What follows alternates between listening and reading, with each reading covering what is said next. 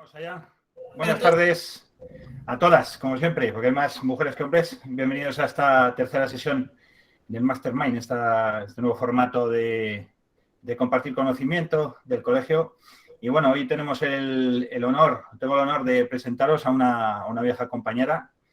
Ella fue la que inició la sesión de Urogine del Colegio de Fisioterapeutas de Castellón, fue la que puso en marcha la sección. Y bueno, ¿qué puedo decir de Marta Jerez? Aparte de amiga, pues es graduada en fisioterapia, especialista en pelviperoneología y rehabilitación postquirúrgica en mujer y varón, es directora del Instituto de Rehabilitación de Uroginecología, coordinadora de la unidad de suelo pélvico del Centro Médico Mofre Salud y Healthy Woman Málaga, miembro de la Mediterranean Incontinence and Pelvic Floor Society y la International Continence Society, profesora con amplia experiencia en pelviperineología, impartiendo formación de posgrados a nivel nacional e internacional, docente de Universidad Internacional de Andalucía, formadora autorizada del IMSS y coautora de fisioterapia en especialidades, además de otras muchas publicaciones de Panamericana. Eso es el resumen del currículum, claro, porque podríamos seguir y seguir. Pero bueno, ante todo es una apasionada de la fisioterapia y, por supuesto, la fisioterapia del suelo pélvico. Así que aquí todo es tuyo, totus tus. Marta, cuando quieras. ¿Qué tal? Buenas tardes a todos. Muchísimas gracias por compartir vuestro tiempo conmigo esta tarde. A todos mis antiguos alumnos.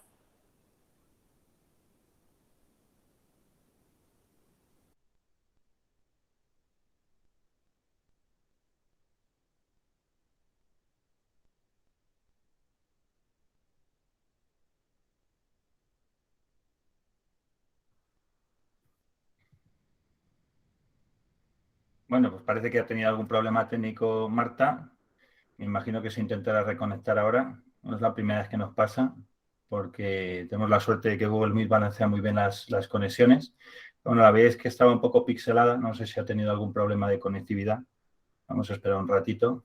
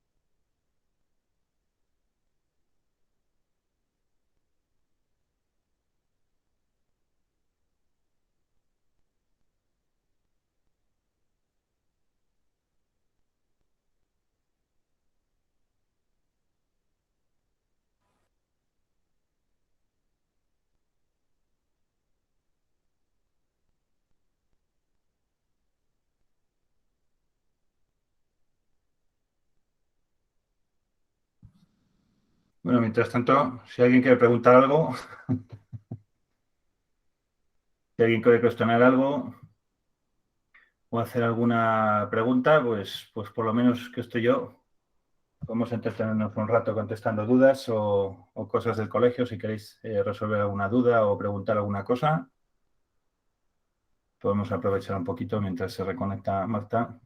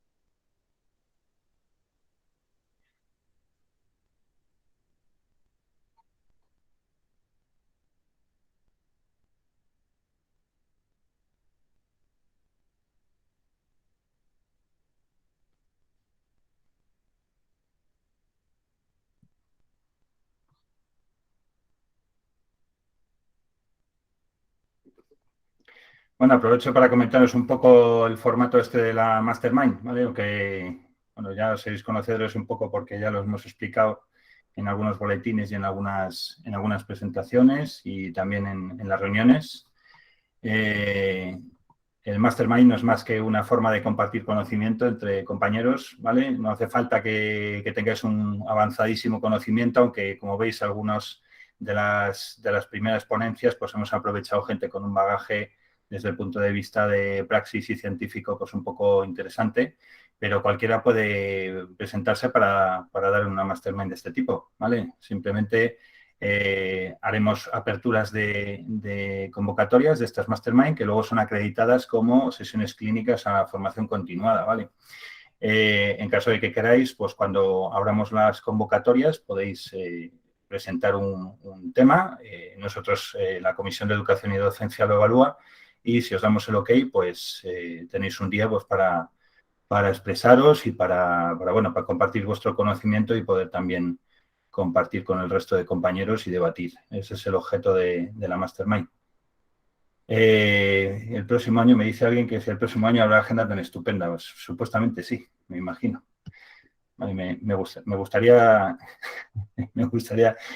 que me preguntara la gente algo que no fuera la agenda. La verdad es que pregunta mucho la gente por las agendas, ¿vale? Pero bueno, las agendas nos causa un poco trastorno el tema del envío, ¿vale? Porque, bueno, a ver, Marta, ¿qué me dice? No se escucha. Te has caído. A ver, un segundito. Vamos a pasarle el enlace a Marta, que no sé qué le ha pasado.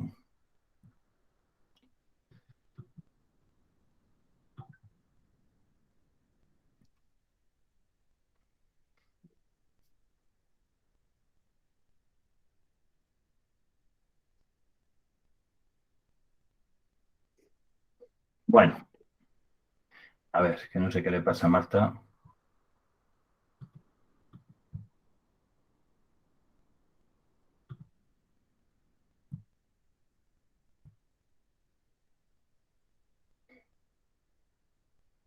En ahora hay que actualizar esa foto de perfil, que el niño es muy pequeño.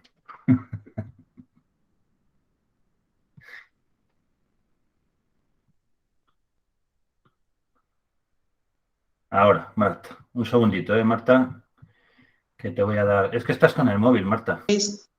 ¿Qué tal ahora? Sí, pero estás con el móvil, Marta. No sé qué pasa. Estás entrando con el móvil, no con el ordenador, ¿eh? Dice que no responde. Pues menos mal que estaba ensayado esto, ¿eh? Ah.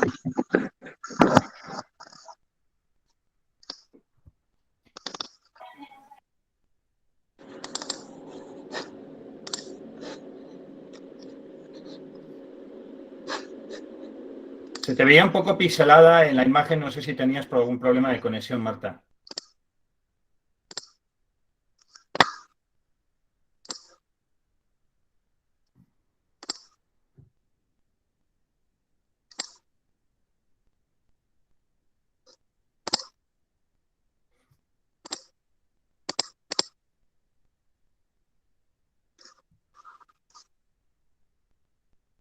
Bueno, ya estamos por aquí, entonces.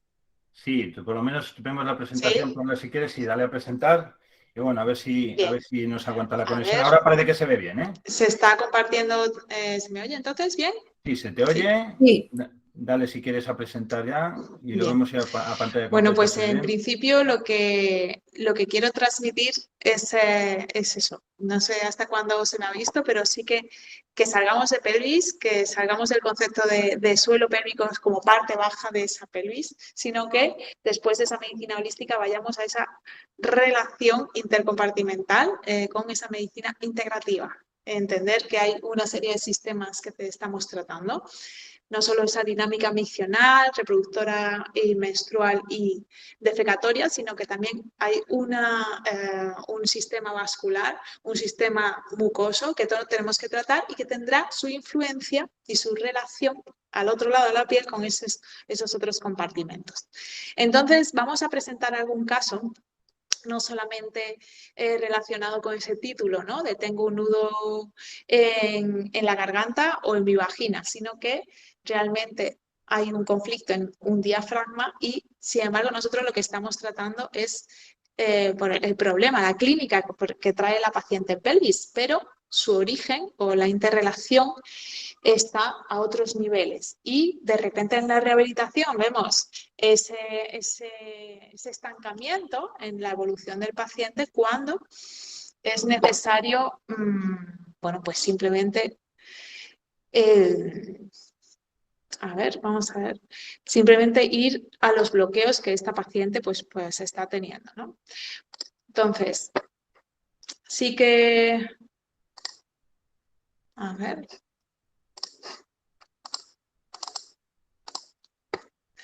En ese sentido, vamos a encontrar diferentes tipos de amor, ¿no?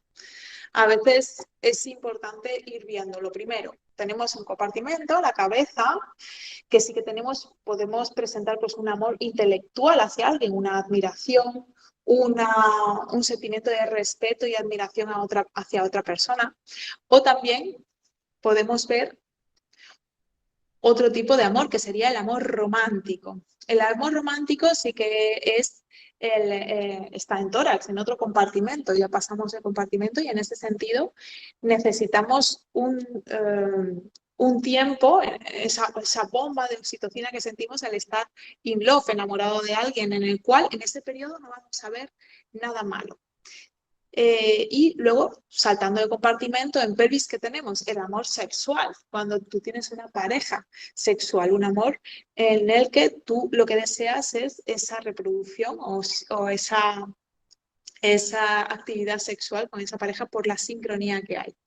En ese sentido, cuando hay un apego, aparece sobre el año y medio, se dice sobre a partir de los 16, 17 meses de desarrollo de ese amor, es cuando hay la unión, la sincronía de los tres tipos de amor. El amor intelectual, el amor romántico y el amor sexual. En esa bomba de oxitocina que nos hace ver solo lo bueno de esa persona a lo largo de ese periodo de un año, año y medio, pues se empieza a calmar esa oxitocina y empezamos a ver un apego. Es decir, que ya podríamos explicar tanto lo bueno y lo malo de esa persona, vamos a ver tanto lo bueno como lo malo y aún así existe el amor. Y en ese sentido, entre los compartimentos haríamos ese signo de infinito, ¿no? La sincronía intercompartimental hace que haya una sincronía interpersonal. El amor intelectual, el amor romántico y el amor sexual están en sincronía en ti mismo, en tu interior, así como con la otra persona. Es decir, no hay conflictos intercompartimentales. Me podéis decir, mira, y si yo solamente quiero una persona a nivel intelectual, ¿hay algún conflicto? Voy a generar un conflicto. Si solamente tengo un amor sexual, ¿hay alguna problemática?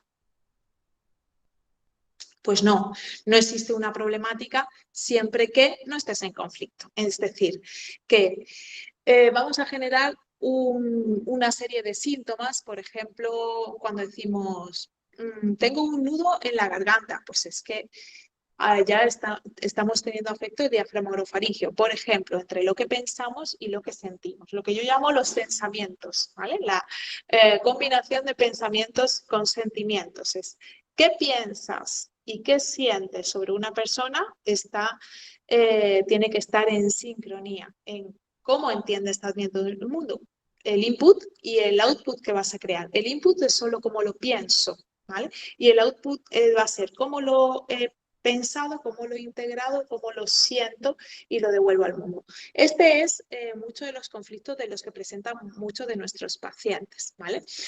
Tenemos entonces entre cabeza y tórax el diafragma orofaringeo, que podemos tener ese bloqueo, tengo un nudo en la garganta. ¿Cuántas veces en la vida lo hemos dicho? ¿Cuántos conflictos entonces entre lo que pienso y lo que siento hemos ido generando? En este sentido, también tenemos otro tipo de expresiones, ¿no? Como tengo un nudo en el estómago. Entonces ya lo estamos integrando, estamos hablando de diafragma torácico.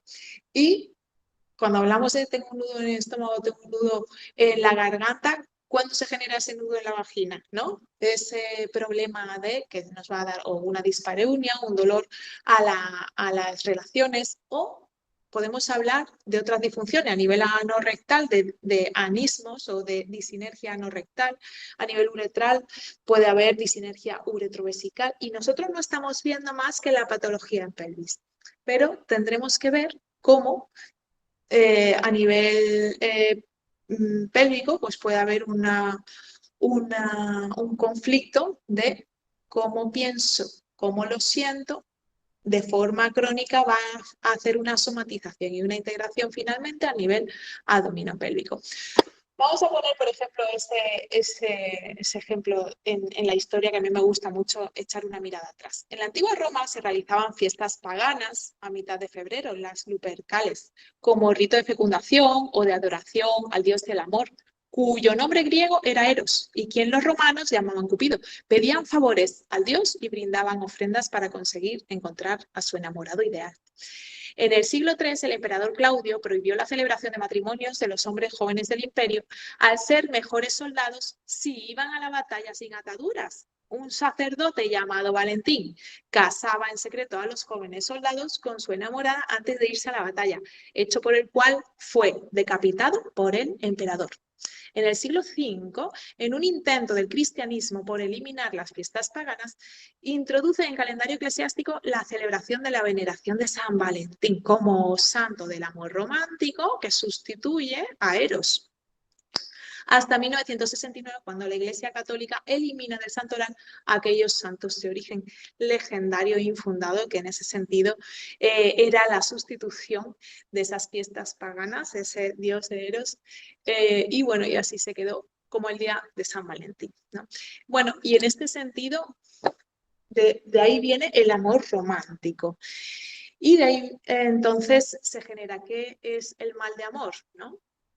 Vamos a todo lo contrario, que serían los signos. ¿Qué clínica presenta este paciente? Porque al fin y al cabo es un duelo. Por ejemplo, ¿quién descubre o quién hace el diagnóstico, quién pone históricamente esta expresión? Es una enfermedad del alma, como se describe por Erasístrato en el siglo III a.C., y describe la clínica del paciente, signos y síntomas, es al encontrarnos delante de la persona amada, el corazón comienza a latir cada vez más rápido y con más fuerza, el pulso se acelera, las pupilas se dilatan y los capilares se expanden y empiezas a sudorar. Por eso es fácil ruborizarse. En este sentido, en esta imagen, la enfermedad a través del arte, la obra es de Antíoco y Estratonice por Pompeyo Batoni. Lo que se describe es cómo el rey, pues el hijo del rey está enfermando y no saben qué le pasa a ese hijo, el que está tumbado en la cama, ¿no? Entonces, cada vez que ve a su madrastra, a la mujer de su padre, resulta que se pone con ese mal de amor. Este médico, Erasístrato, en ese siglo III a.C., descubre, haciéndole la evaluación y la anamnesis, que cada vez que su madrastra aparecían los síntomas, se le aceleraba el corazón, le daba palpitaciones, se desvanecía, y entonces es cuando describe pues, este diagnóstico nuevo que para él le llamó el mal de amores. Y y a partir de ahí pues se relaciona el símbolo de corazón con el amor, a partir de Erasístrato en el siglo III, ¿no? Y en ese sentido, a partir de ahí se describe el síndrome de corazón roto, ese estrés psicotensional o físico-tensional en el paciente que está pasando un estrés emocional fuerte y crónico, desencadena un fallo cardíaco temporal a la liberación repentina de grandes dosis de catecolaminas, que son hormonas que contienen adrenalina, noradrenalina, dopamina, y que funcionan como neurotransmisores y que son una respuesta del organismo ante una situación de peligro. A dosis muy altas o con el mantenimiento continuado del estrés de forma crónica, ese estado simpático tónico muestra un efecto tóxico sobre el corazón, es decir, a nivel visceral. Pues esto es lo que, yendo un poquito atrás en la historia, como a mí me gusta ver el porqué del porqué del porqué del porqué y de qué viene todo, quiero explicaros qué es realmente de lo que hablamos a veces muy banalmente, que es la somatización, Como en la pelvis, con la cronicidad, nuestro paciente llega a tener esos síndromes miofasciales. Todo es química, ¿verdad? Y a veces, pues no ha empezado en la pelvis. Este dibujo me encanta, es decir, desde cómo lo pienso, cómo lo siento, hay un conflicto que de forma crónica va a hacer una alteración hormonal o una alteración finalmente visceral y con el tiempo, manteniendo esta alteración en neurotransmisores hormonal, pues finalmente lo vamos integrando de compartimento a compartimento y sufriéndolo la pelvis. Porque acordaros que esa pelvis también está inervada por ese gran reinado que es la pelvis de ese simpático y parasimpático, ¿no? Ese sistema autónomo. En consecuencia, veremos un desequilibrio intercompartimental, que es el cambio postural. Es decir, nosotros podemos ser especialistas en RPG, en reeducación postural y hacer unas grandes clases de pilates, pero la consecuencia es la postura. La consecuencia de una idea de cómo pienso, cómo lo siento, cómo lo integro a nivel crónico, me pueden generar diferentes posturas muy típicas que yo llamo, por ejemplo, el portador de tronos, que ya tiene ya no presenta diafragmas equilibrados, o el síndrome de Atlas, el que carga todas sus responsabilidades a las espaldas, va a tener una hipercifosis brutal y el protector, en lo que es el caracol, una cifosis global, que usa todo el tren superior, o el soldado, el que siempre está en defensa con ese escudo, ¿no? Con unos restos anteriores y un diafragma hiperpresivo como un pistón de fuerza empujando todo el día en defensa, sin darse cuenta. Estos son, entonces, síndromes posturales absolutamente consecuentes a un origen de conflicto mantenido en el tiempo y en intensidad de hiperpresiones no solo físicas, sino también psicoemocionales, ¿no? Que van a condicionar el cambio de la postura. Por supuesto, también ese cambio, ¿no? Me encanta ese dibujo porque va mostrando cómo empezamos a ser nómadas, empezamos a caminar y a ser bípedos y enseguida volvemos a la cifosis completa, pero en vez de árbol en árbol, de ordenador en ordenador. Entonces, en vez de hacer un equilibrio de simpático-parasimpático, actividad laboral, actividad lúdica, mantenemos una continua simpatalgia, llegamos a casa, salimos del estado de estrés laboral y seguimos con la Wii, con la Play o con la Netflix, con medios electrónicos que nos hacen seguir manteniendo las alertas, ¿no? Cuando lo importante en nuestro paciente de pelvis, de estos procesos de somatización de conflicto intercompartimentales. La base, por mucho que yo le dé importancia al concepto GDP, a los ejercicios de GDP1 y GDP2 de sinergia, lo importante, lo principal, lo básico es el equilibrio simpático-parasimpático, sacarle de ese estado de alarma. Si no, no conseguiremos cambiar esa propiocepción. Por mucho que hablemos de propiocepción o de esquema corporal o de cambios comportamentales, no puede estar constantemente atento a lo que yo le digo, sino que es incapaz de integrarlo porque constantemente el estado simpático-tónico, la alerta, la defensa continuada, en cada paciente será un caso diferente, va a condicionar la postura y con ello las disfunciones abdominopélvicas mantendrán su cronicidad o volverán y recibirá nuestro paciente. Es importante entonces cuántas personas están disociadas, ¿no? De lo que piensan, de lo que sienten. O a veces tenemos que disociarnos para soportar todo el estrés emocional o laboral al que estamos sometidos. Y la disociación la hacemos voluntariamente. Todo esto va a hacer una creación de hiperpresiones intercompartimentales, de bloqueos diafragmáticos, una pelvis en desequilibrio y finalmente nos encontramos dinámicas pélvicas alteradas. Entonces, a nosotros nos llega la clínica del paciente, pero tenemos que irse un poquito más allá y tampoco vamos a decir, no, esto es el psicólogo. No, no. Si el psicólogo, claro que tiene que tratar, pero sobre todo tiene que aportar herramientas a la vez que yo soluciono lo que hay, porque lo que hay ya está y tenemos que quitarlo, ¿vale? Entonces sí que es importante el tratamiento postural, abdominopélvico, de esa vejiga hiperactiva o de ese compartimento o de sinergia no rectal, pero o de compartimento medio en la mujer a nivel de conflicto sexual y dolor, pero sobre todo será importante volver a quitar la disociación de ese paciente en cuerpo y mente principalmente. Entonces, a veces tenemos que empezar por lo más básico.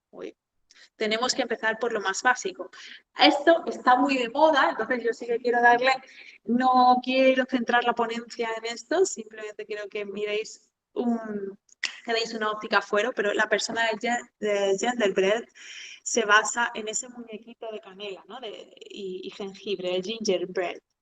El gingerbread, el muñeco de canela, se traduce en los diferentes compartimentos. Bueno, pues lo hemos acogido a nuestro mundo de la psicosexualidad, ¿no? y lo hemos traducido en genderbread. Las personas hechas de esa masa, pero de masa de género. Entonces, ¿qué hay en esa cabecita? En la cabeza siempre va a estar la identidad, es decir, la expresión en ese género de femenino, andrógeno o masculino. ¿Eso en qué se basa? Principalmente en los niveles hormonales. Por ejemplo, tu interpretación de ti mismo, de tu identidad, va a estar en función a los niveles hormonales. Un ejemplo así, claro, extremo, ¿no? Que no es que sea lo común, pero sí que para que me entendáis rápido. Un paciente en el cual estábamos tratando una disfunción eréctil, no sirve de nada cuando en la clínica te está llegando con esto, cuando está tomando, por ejemplo, y no solemos caer cuando decimos, ¿y estás medicado por algo? Pues a veces ni nos lo hubiera dicho, pero hay mucha medicación para la alopecia, en este caso era así. Sabéis que la alopecia pues, es una enfermedad ligada al género masculino. Y en este sentido, pues lo que hacen es una medicación estrogénica, digamos, o estrogenante para quitar la alopecia. Entonces estaba teniendo confusiones, esa persona no solamente presentaba disfunción eréctil, sino que estaba explorando el mundo gay cuando él ni se lo planteaba ni se sentía así, pero sí que a nivel hormonal puede confundir su identidad. Sé que no pasa nada, o sea, soy gay, soy homosexual, pero la identidad tiene que basarse en que tu interpretación esté en base de unos pilares hormonales estables, no alterados por cierta medicación, en este caso, por ejemplo, que os cuento. Luego tenemos, entonces, que tener claro la identidad, la interpretación con la orientación, que es diferente. Es dama o caballero, el queer de género, todo lo que es estar en toda esa gama de colores, ¿no? Que sí que hablamos de amor sexual. En ese sentido, la orientación sexual, desde la heterosexualidad a la homosexualidad, con todo ese rango de colores en medio, pues ya hablamos de... nos meteríamos ahí a otra ponencia. Lo que os quiero transmitir es que será diferente al sexo biológico, que es la expresión genética, un XXY, por ejemplo, o un XY o un XX, o que esté en concordancia con la expresión anatómica, ¿vale? A veces, por ejemplo, pues sí que he tenido niños, infantes, en el que parece un micropene, pero es un clítoris grande.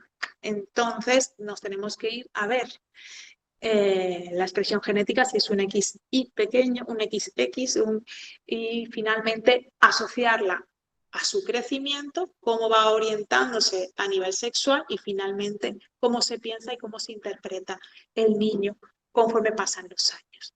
Por eso, desde este punto, yo os doy también otra idea que tenemos que tener en cuenta con nuestros pacientes.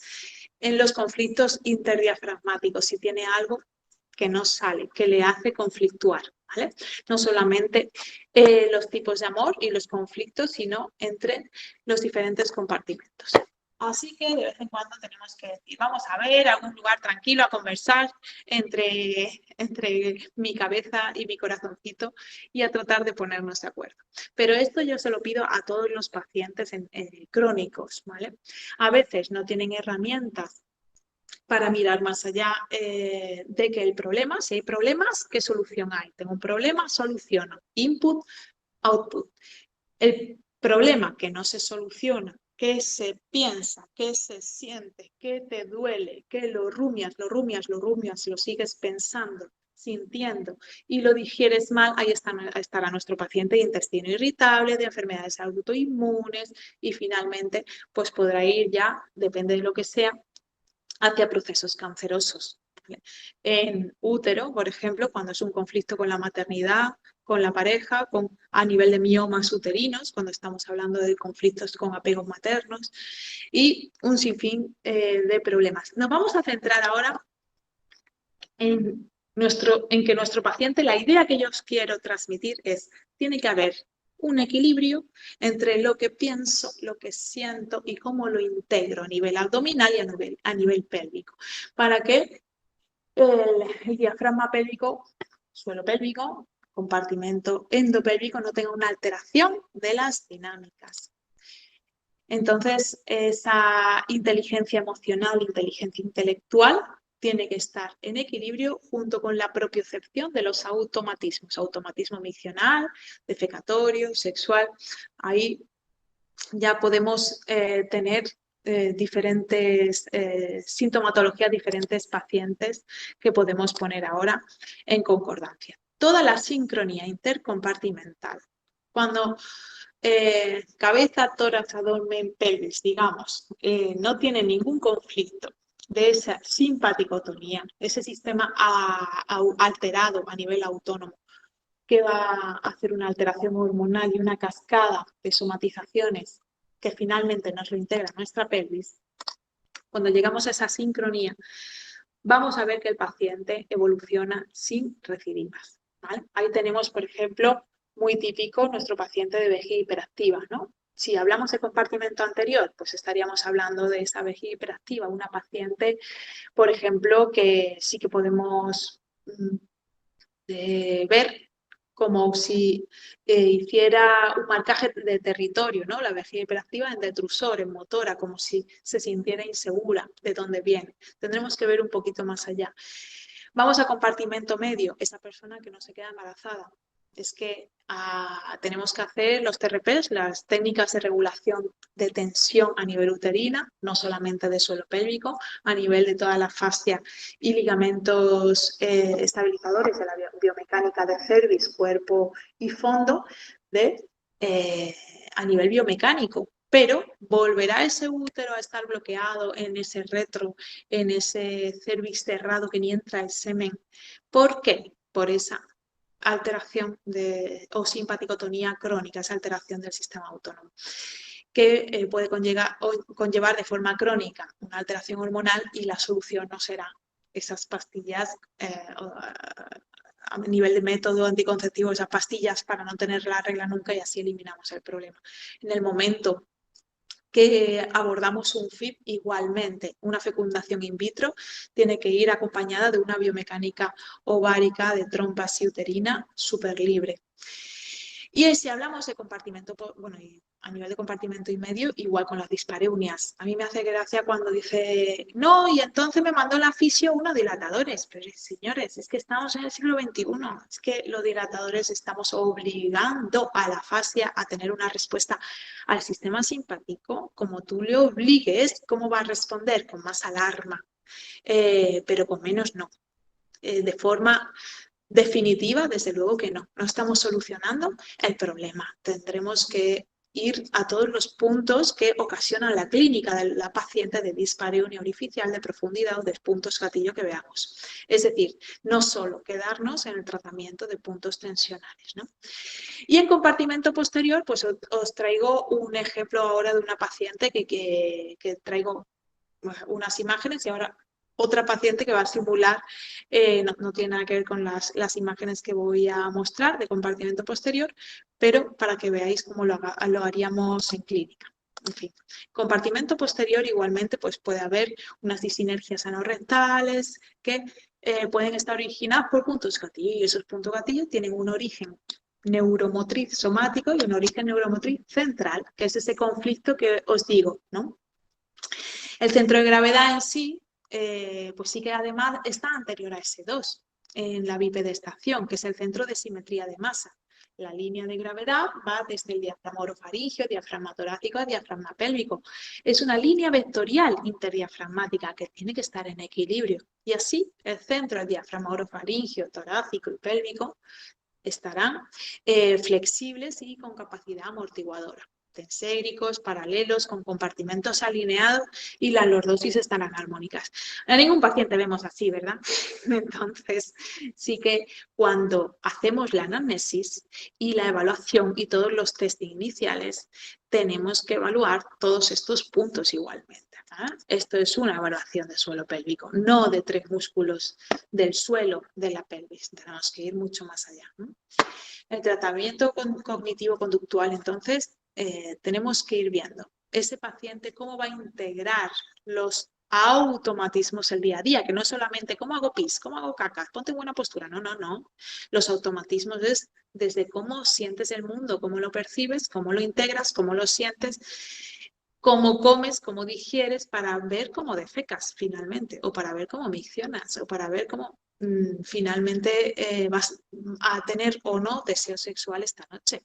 Bueno, pues los automatismos van desde ¿dónde empieza la pelvis? La pelvis empieza en la cabeza.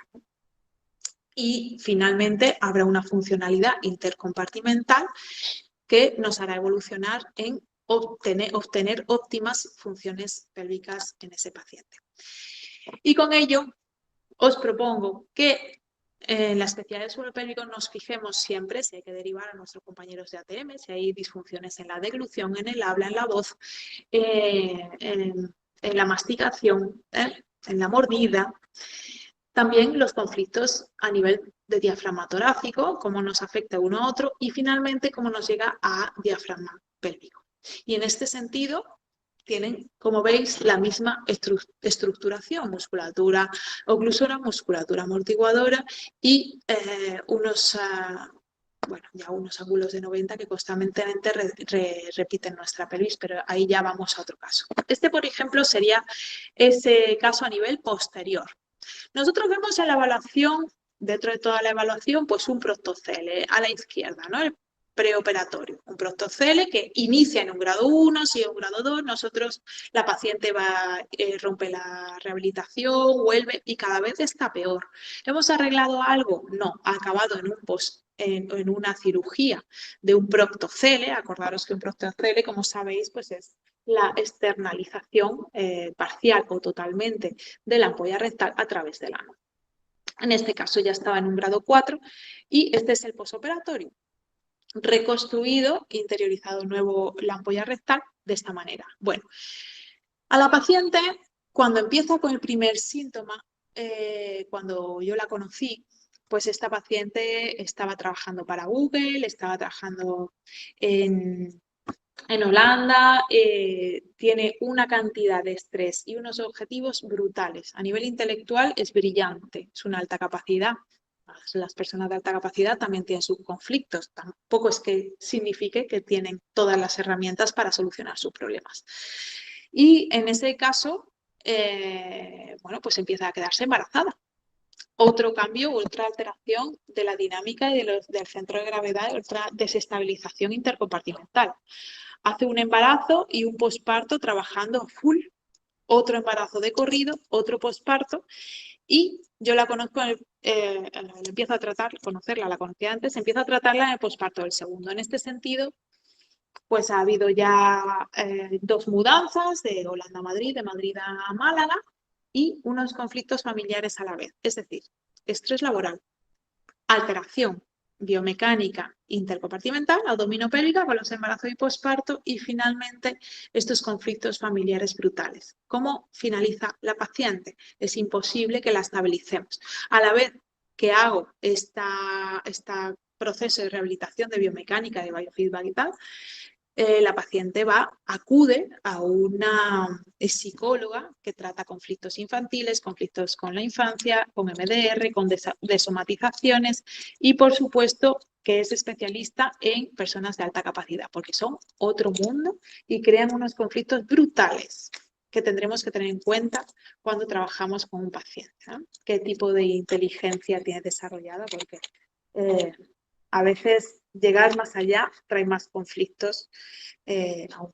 Bueno, entonces, quería, More, por favor, señor presidente, si puede ponerme los vídeos Sí, que tenemos de esta paciente. ¿cuál de todos quieres? Esta paciente acude a la vez que está conmigo para ver si podemos evolucionar a las sesiones con la logopeda, a la vez que hace conmigo el tratamiento de biofeedback de la voz, de la contención, no solamente del suelo pélvico. ¿Vale? José Luis, ¿podemos poner los vídeos, por favor? Sí, te pongo los 3, ¿no? Vamos a ver. Vamos a ver.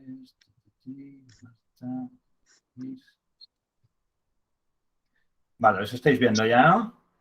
Sí. Vale, va.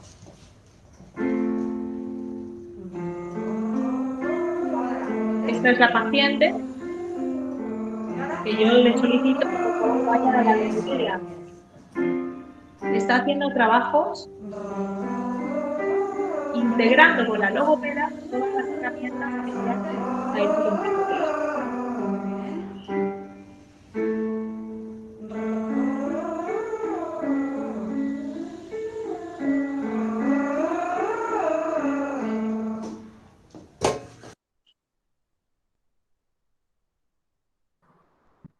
Voy con el segundo.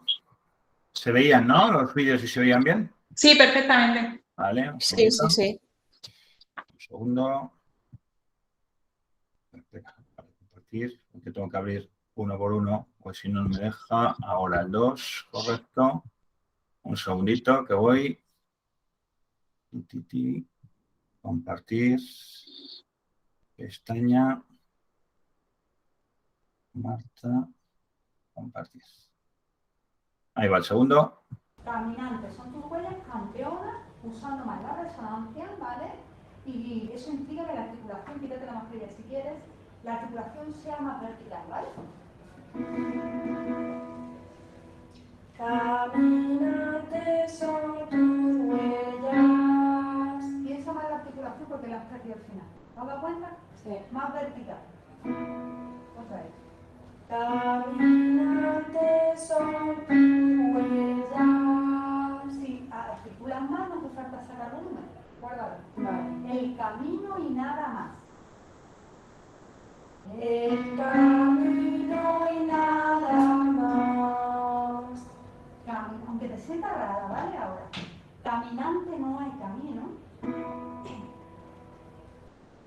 Caminante no hay camino. Y ahora vamos a hacer lo mismo. Caminante no hay camino sin tanta... Más ampliada los puños, llevándote más las letras hacia ti en lugar del volumen. Vale. Caminante no hay camino. Eso es. Se hace camino al andar. Se hace camino al andar. Como vemos, la paciente está aplicando a la vez que está ahí lo que ha aprendido con el biofeedback electromicrográfico en consulta. Es decir, ahí está haciendo la sinergia, la expulsión de la voz desde diafragma pélvico, diafragma torácico, diafragma orofacial. Cuando la paciente al principio constantemente tiene afonías, constantes afonías, va mostrando una evolución no solamente en el tono de voz, en el timbre de la voz, sino en la reducción de afonías progresivas.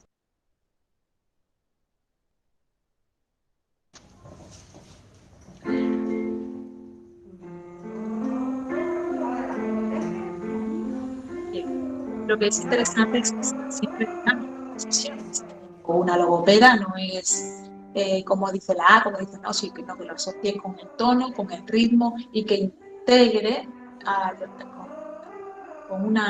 siempre con las gráficas del biofeedback electromiográfico abdominoperineal que hemos hecho en consulta, que lo integre a las sesiones de logopeda. Eso es lo realmente interesante. No ir a la logopeda y la derivamos y listo. No, nosotros ya le hemos enseñado y ahí está aplicando para que tenga mucho sentido lo que hace con la logopeda y lo que hace con nosotros. Porque a veces empujamos al diafragma, sacamos la voz con la garganta, sacamos al niño con el suelo pélvico, empujando contra ese diafragma, o sostenemos todas las presiones del mundo con nuestro diafragma torácico, presiones emocionales. Y lo que es importante, señores míos, es aprender a soltar. Y en ese sentido, desde pequeñitos, mira, José Luis, esta foto te suena. Desde pequeñitos, pelvic floor watch, ¿qué es eso? Pues, ¿qué es la pelvis? Pues, ¿qué va a ser? Si el catolicismo dice que nosotros descendemos de la costilla de Adán, pues no es ni de un hueso de costilla, ni es de un hombre. ¿No será que descendemos todos de la pelvis de Eva? Pues eso es la pelvis. Y lo importante que es para toda la humanidad. Bueno, con esto quiero daros una idea de la importancia que desencadena, que echemos un vistazo más allá del suelo pélvico.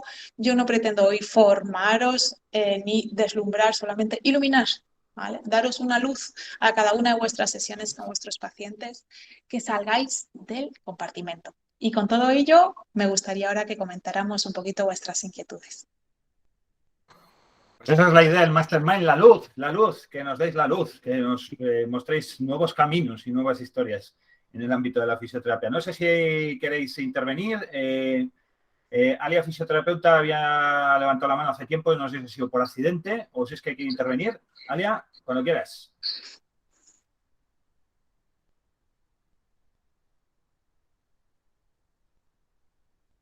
Alia, pues habrá sido por accidente.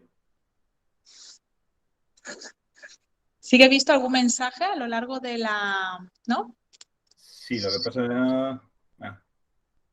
Sí, a ver, Alia, puedes abrir el micrófono si quieres. Estás mandando otra vez, estás levantando la mano otra vez. Bueno, vamos primero, vamos a ver. Vamos primero con Sandra y luego si Alia quiere intervenir, que vuelva a levantar la mano. Sandra, cuando quieras.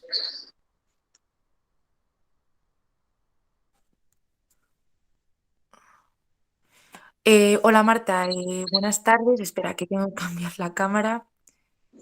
Quería preguntarte sobre el dolor de menstruación y la endometriosis, si puede tener relación con el tratamiento a nivel de algún tipo de restricción miofascial o va por otro lado.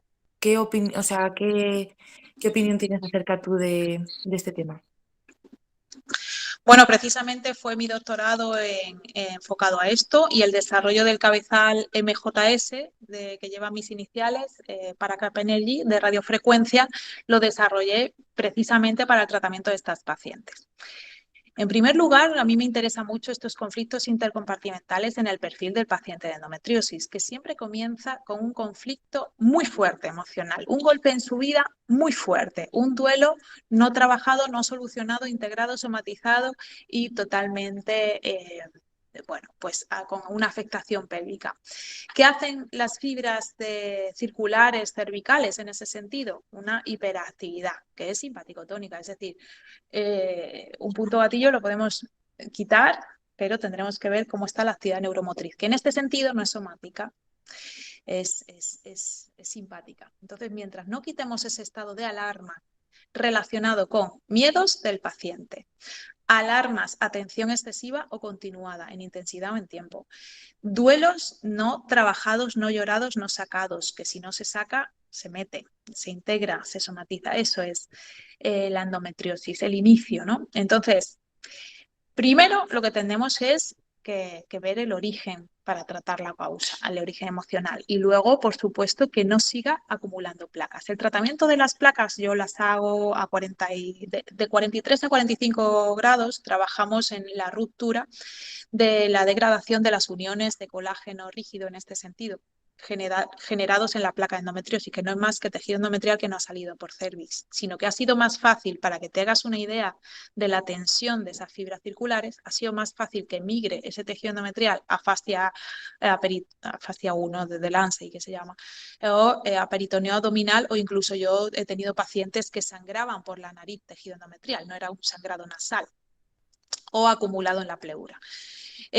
causando pues no solamente esputos de sangre, que era tejido endometrial, sino también placas que le cuesta respirar y es en pleura. Entonces, es más fácil que migre a otras fascias antes de que se haga por cervix. ¿Cómo está ese cervix, por Dios?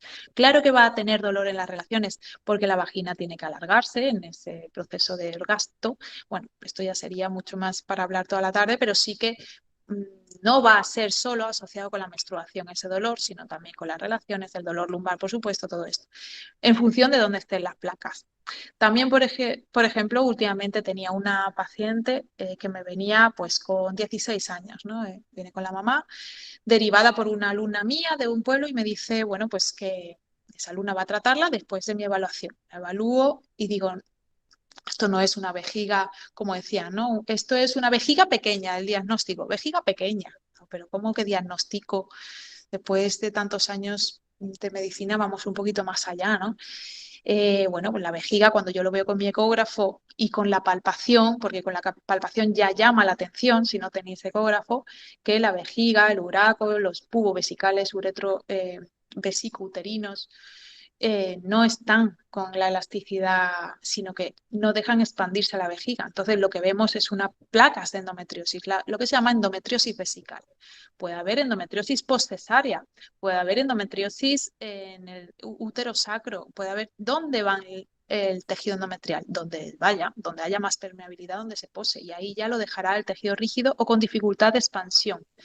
Podrá dar una vejiga hiperactiva, podrá dar un fallo en disinergia no rectal, puede dar estreñimiento crónico distal, o sea, donde esté la placa. Entonces, trabajamos mucho con radiofrecuencia, trabajamos mucho a nivel de TRPs manuales, de la biomecánica uterina, de mis técnicas de regulación que desarrollé para el tratamiento de cada uno de los, digamos, puntos gatillos de la hiperactividad ligamentaria que limita la biomecánica uterina de endometriosis. Lo que es importante a la vez es, bueno, tendremos que dejar algún día las pastillas anticonceptivas, porque claro, ese es un parche para que no tengas la regla y no te duela. Es que el dolor aparece ya fuera de la regla. Entonces, Claro, el es que es problema... un tema que te quería preguntar, perdona que te interrumpa, porque, o sea, lógicamente como, o sea, como profesionales también de la salud, no te vas a poner tampoco a opinar algo en contra de un ginecólogo, ¿no? Pero es que hay muchos ginecólogos que quizá esta visión no la tienen todavía como muy asentada, ¿no? Y por eso la primera opción es como recetar medicamentos. Claro, los pacientes ven que mejoran. Entonces, cuando te viene un paciente a tu clínica y tú le intentas exponer estas ideas que quizá todavía, pues eso, cuesta de asimilar, te piensa que les estás vendiendo a veces humo. Sí, cariño. Lo que yo creo Y que es es triste, ¿eh? importante... Porque, jolín, yo Lo, estoy totalmente de acuerdo con lo que me dices, pero el sí, sí. sistema de creencias a veces es como tan rígido en algunas personas que cuesta muchísimo avanzar. Y en estas cosas que como que son incluso más nuevas y también asociado como un poco más intimidad, como que a la gente le cuesta más todavía. Vamos, obtuso total, sí, sí, sí. Obtuso el sistema y reacio a hacer otra cosa que no sea lo que dice el gine, o sea, te entiendo perfectamente. Entonces, lo que nosotros hacemos es, tú sigue con la dosis máxima que tú tienes con el ginecólogo. Yo jamás le voy a poner el pie encima a un ginecólogo porque lo considero compañero. Entonces, enseguida, tú sigue con la medicación. Habrá un momento que llegue, que yo cuando vea que el útero está bailando samba, como yo digo, esté totalmente libre a nivel biomecánico, vamos a quitar esa píldora, vamos a quitar esa medicación y vamos a ver cómo funciona tu regla, porque va a ser absolutamente diferente.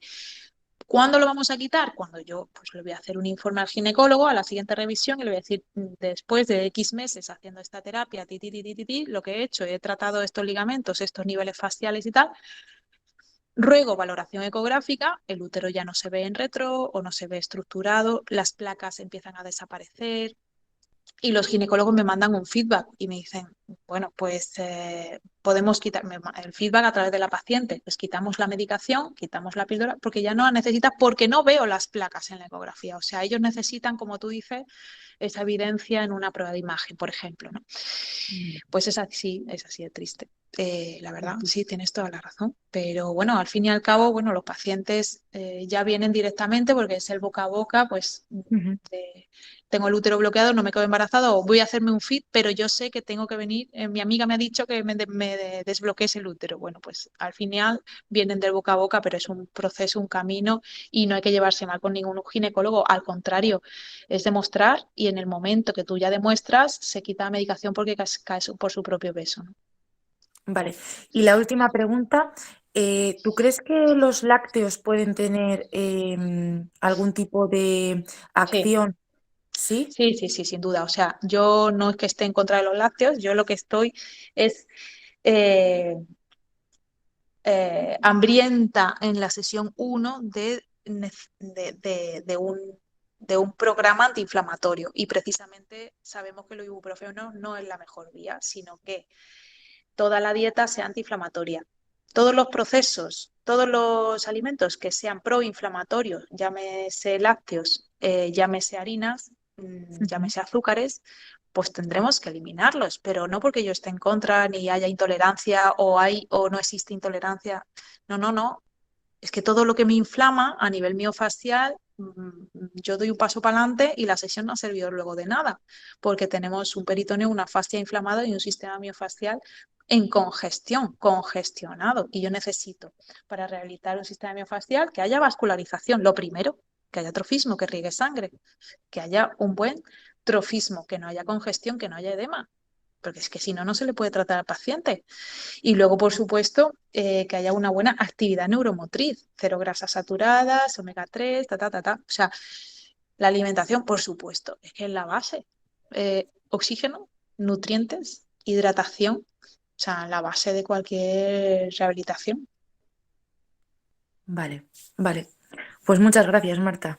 A ti, Muchas- cariño. Bueno, creo que hay alguna preguntilla por el chat.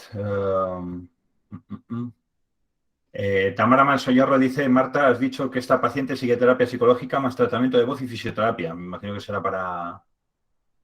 Sí, en este caso, no, el tratamiento de la psicóloga sí que hablaba mucho conmigo y me decía, sí que está surgiendo efecto en las primeras sesiones y la verdad es que iba mejor. En el momento que le puso un paso más, porque el hijo también ha salido a alta capacidad, tiene que pasar más tiempo con el hijo, tiene que hacer ciertas actividades, pero ella es una workaholic, entonces al final no hace los deberes más difíciles, digamos, pues tenemos una problemática que es que acabó con este prolapso grado 4. O sea, ni integraba lo mío, ni hacía nada en casa, cero deportista y además acaba con esto, ¿no? Entonces, finalmente, intervenida. Para evitar la intervención, ya sabéis que en prolapsos accedemos hacia grado 1, grado 2, o grado 2 en reposo, grado 3 en Valsalva, como máximo, pero teniendo en cuenta estos conflictos intercompartimentales, que es lo que os quiero decir. Un prolapso no es un esguince de un ligamento, como yo lo llamo, que sí que lo es, sino que la causa, la etiología de la disfunción de esta hiperpresión, ¿dónde viene? Entonces ahí es donde accedemos con la logopeda en consonancia a lo que yo le he enseñado en clínica. Cuidado, esto es muy importante. No la logopeda que le va a enseñar una respiración torácica descendente, abre y cierra costillas. Otra vez, vamos a huir de estos, ¿no? Como los dietistas que toman un vasito de leche por la mañana. No, no.